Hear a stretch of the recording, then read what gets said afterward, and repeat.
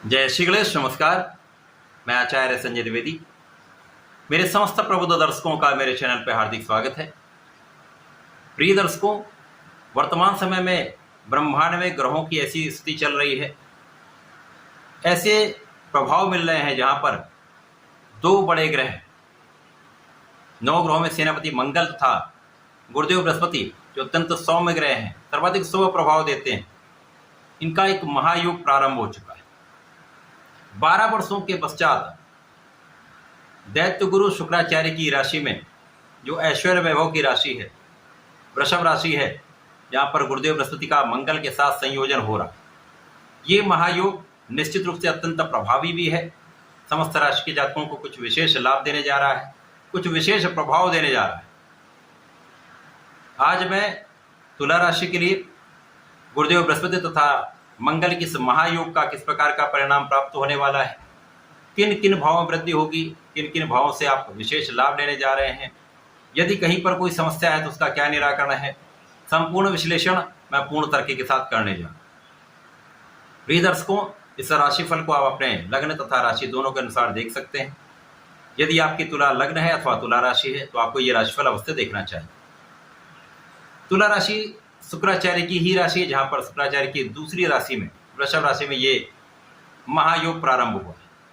तुला राशि के लिए ये भाव जो बन रहा है वो अष्टम भाव है, जो कि एक नकारात्मकता का भाव है, त्रिक भाव है, क्षय का भाव है, जहां पर समस्त ग्रहों का प्रभाव जो है वो डेप्रिशिएट हो जाता है, उनका क्षय हो जाता है, अर्थात जो इनके कारक भाव हैं उनकी निर्बलता प्राप्त होती है।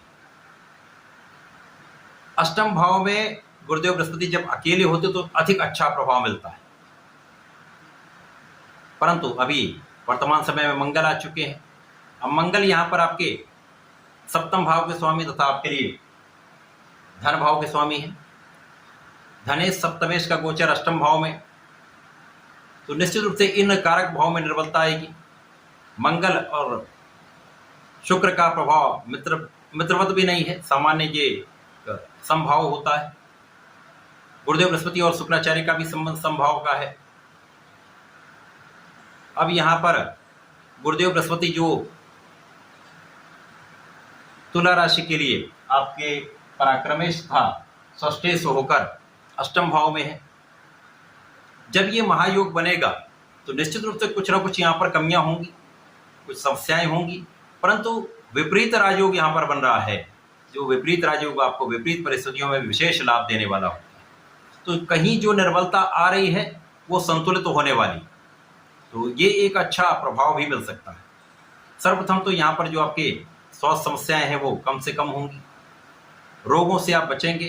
कोई बड़ा रोग यहाँ पर आपको तनाव नहीं देने वाला है, कोई शत्रु आपको परेशान नहीं कर सकता है, ऋण से आप मुक्त होने वाले, ये एक अच्छा समय है। इसी प्रकार से यहाँ पर जो लोग कार्य क्षेत्र के लिए प्रयासरत हैं, व्यापारिक क्षेत्र के लिए प्रयासरत हैं, प्रोफेशन में जाना चाहते हैं, उनके लिए एक अच्छा समय। यदि आप यहाँ पर संपूर्ण प्रयास कर लेंगे, सफलता आपको अवश्य मिलेगी।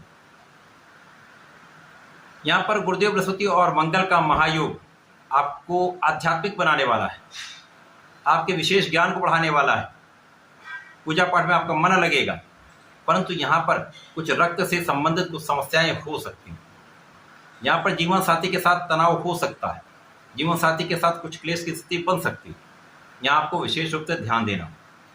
अब मंगल जब यहाँ पर आएंगे तो तात्कालिक रूप से तुला राशि के लिए मांगलिक दोष भी बनेगा। ये दोष कहीं ना कहीं विशेष रूप से वैवाहिक संबंधों में समस्या क्रिएट करता है, समस्याएं उत्पन्न करता है। व्यापारिक क्षेत्र में निश्चित रूप से समस्या आएगी। यहाँ पर आपको बहुत संयम रखना होगा। यदि आप साझेदारी में काम करते हैं, साझेदारी में कोई व्यापार करते हैं, तो यहाँ पर आपको सजग भी रहना होगा। आंख मूंद कर कोई भी डिसीजन नहीं लेना, ध्यान देकर अपने कार्यक्षेत्र में विशेष रूप से लग कर आप कार्य करिए, तो धोखे की संभावना कम से कम होती, चोरी की संभावना कम से कम होती। इसी प्रकार से यहाँ पर गुरु और मंगल का संयुक्त प्रभाव अचानक कुछ स्थितियों में आपको बड़ा लाभ देने वाला है। जैसे पारिवारिक संपत्ति से आपको कुछ विशेष लाभ मिल सकता है, पिता के सहयोग से आपको विशेष लाभ मिल सकता है, पिता का संपूर्ण आशीर्वाद आपको प्राप्त होगा, पैतृक संपत्ति से आपको लाभ मिलेगा। तो यहाँ पर पैतृक संपत्ति से कुछ बड़ा लाभ आपको प्राप्त हो सकता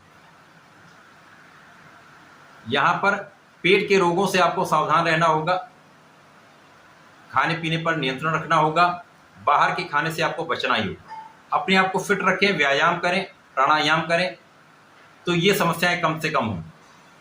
इसी प्रकार से यहाँ पर गुरुदेव बृहस्पति और मंगल का संयुक्त प्रभाव आपके पारिवारिक भाव को बढ़ाने वाला है। परिवार में वृद्धि का योग है, परंतु यहाँ पर किसी भी प्रकार से असंयमित होकर बोलने से आपको बचना हो।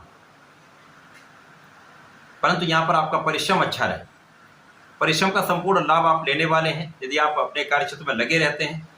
एक्सपेक्टेड लाभ नहीं मिलेगा, परंतु आप यदि प्रयास करते रहेंगे, आप परिश्रम करते रहेंगे, तो लाभ की निरंतरता बनी रहेगी। यदि लाभ आपको नियमित रूप से प्राप्त होता रहता है तो कष्ट नहीं हो, तो यहाँ पर आपको कोई कष्ट नहीं हो।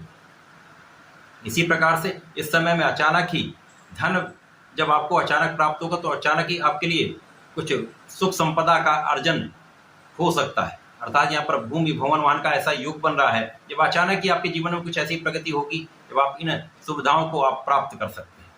आप घर बना सकते हैं, आप भूमि ले सकते हैं, तो आप वाहन ले सकते हैं।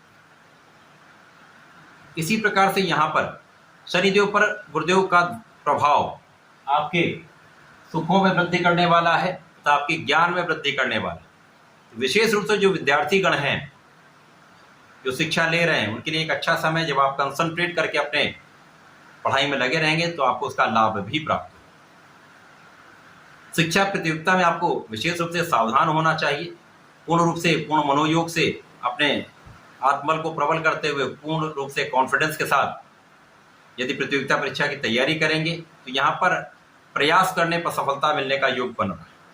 यहाँ पर यदि आप जरा भी लापरवाह हुए या आपने आलस्य किया तो सफलता यहाँ पर कम से कम मिलती है। परंतु यहाँ पर संतान की ओर से एक अच्छा समाचार मिल सकता है, संतान का सुख प्राप्त हो सकता है। गुरु और मंगल का संयुक्त प्रभाव लोगों का सहयोग दिलाने वाला है। विपरीत परिस्थितियों में भी आपको, जब आपको लगेगा कि कहीं पर हमारा कोई काम नहीं बन रहा, उस समय में कई लोग आपकी सहायता के लिए आ सकते हैं। अचानक ही आपकी कार्य प्रगति हो सकती है। लोगों के सहयोग से आपको लाभ मिल सकता है। जो लोग राजनीति के क्षेत्र में हैं, वहां पर भी आपने इतना प्रयास किया है, कभी कभी ऐसा लगता है कि आपका कार्य नहीं बन, अचानक इस समय में लोगों का सहयोग आपको मिलेगा, उसका लाभ आपको आगे के लिए मिलने। तुला राशि के लिए गुरु और मंगल का ये प्रभाव आपके अष्टम भाव में होकर आपके मन के अनुरूप धन प्राप्त नहीं होगा। यहाँ पर आपके क्षमता के अनुसार आप लाभ नहीं ले पाएंगे, परंतु आपके लिए लाभ की निरंतरता प्राप्त होगी। किसी प्रकार के अनावश्यक व्यय से आपको बचना चाहिए। यहाँ पर धन जो प्राप्त हो रहा है उसको अकारण समाप्त ना करें, उसको बचा कर रखने का प्रयत्न करें, क्योंकि यहाँ पर बचत कम होने का योग दिख रहा है।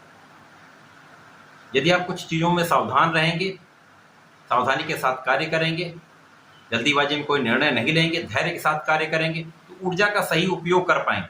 यहाँ पर आपकी ऊर्जा का असंतुलन हो सकता था, परंतु गुरुदेव का प्रभाव यहाँ पर आपको बहुत संतुलित करता है। क्रोध की अधिकता से आपको बचना चाहिए। क्रोध से विवाद की संभावना बढ़ती है। यहाँ पर विशेष रूप से परिवार के बीच में आपको बहुत संयम यहाँ पर रखना होगा, बहुत सावधान रहना होगा, वाणी पर नियंत्रण रखना। यदि आप ऐसा कर लेते हैं तो इस समय बड़ा कोई हानि का योग नहीं है।